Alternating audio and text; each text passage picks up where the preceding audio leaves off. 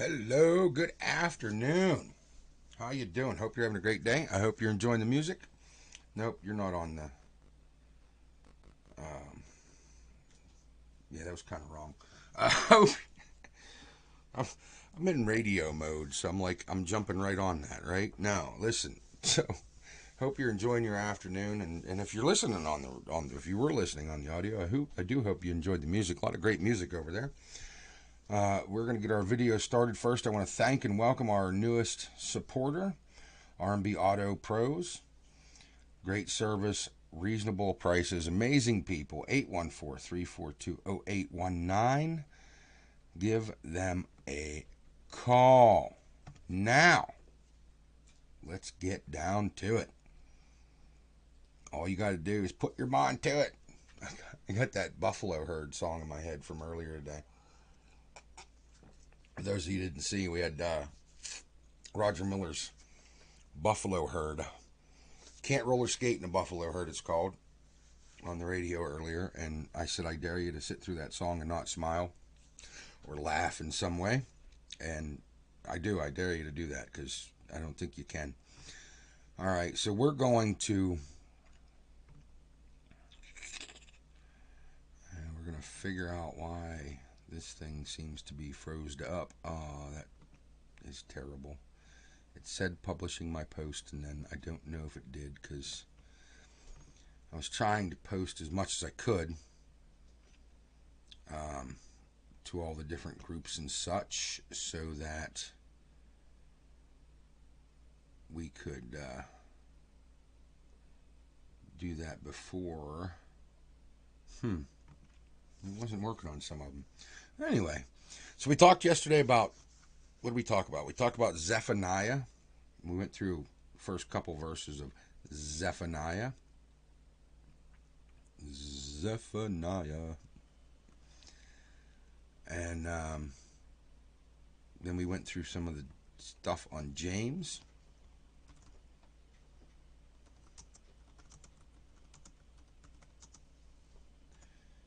And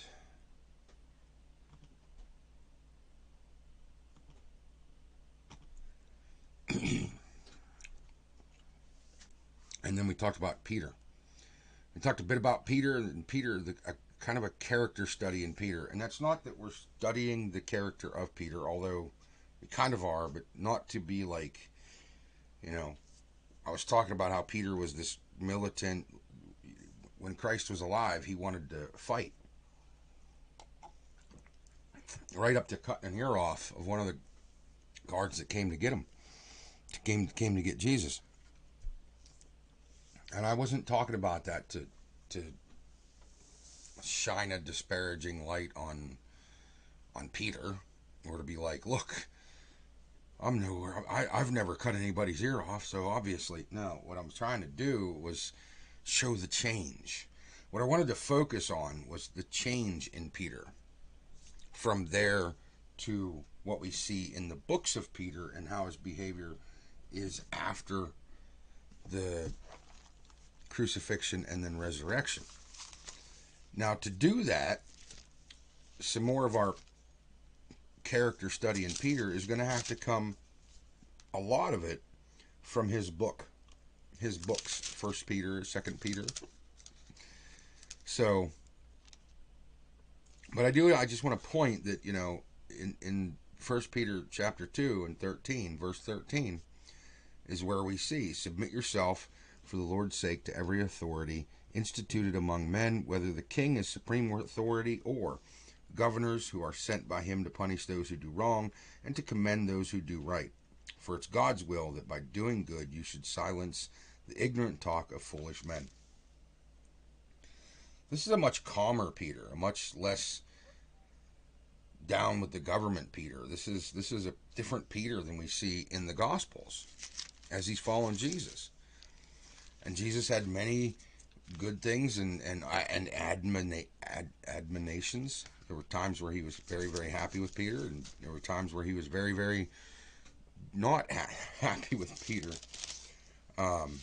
For instance, if we go to, I think it's Matthew.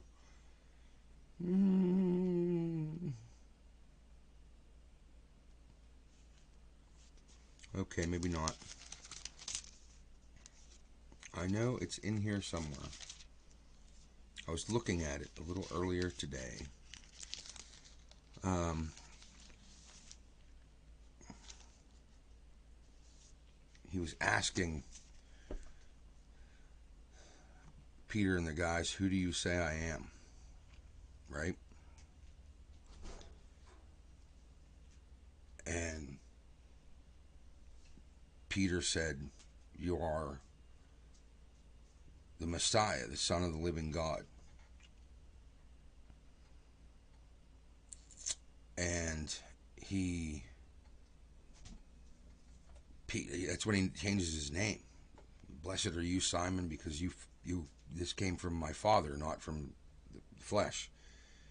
And then he says, "I'm on this rock. I'm going to build my church."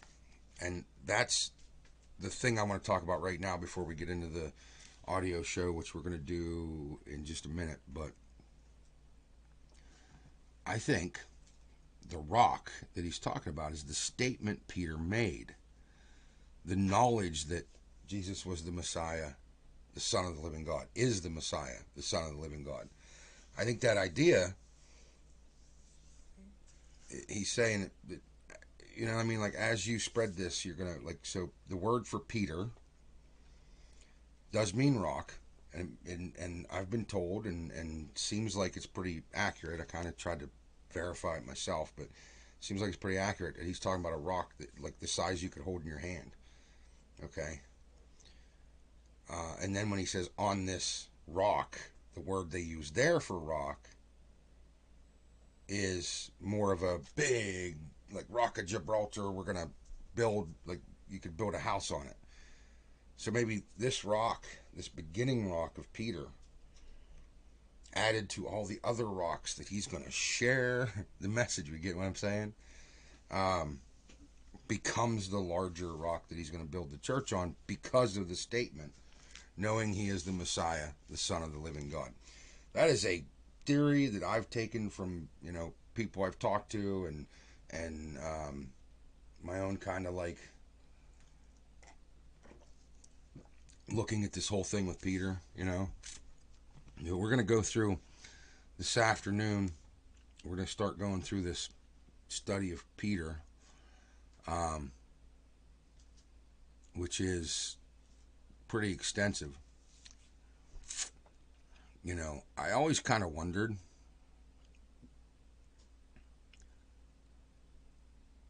they mentioned Peter's wife, right?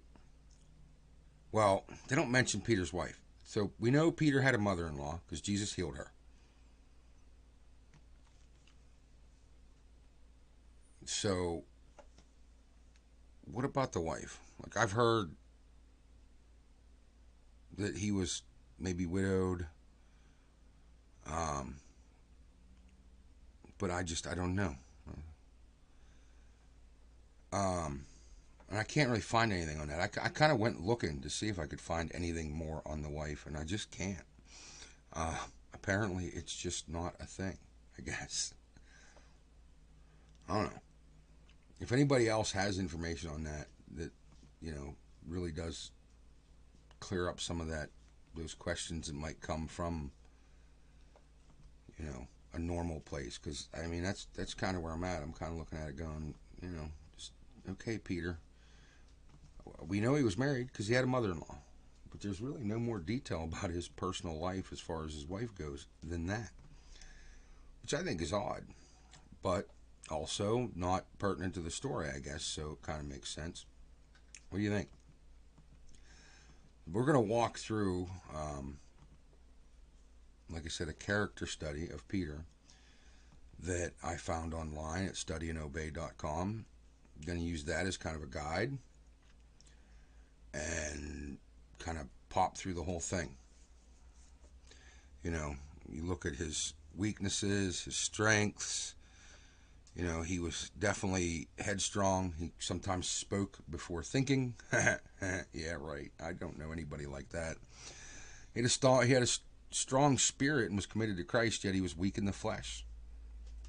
And sometimes his weak flesh kind of took over.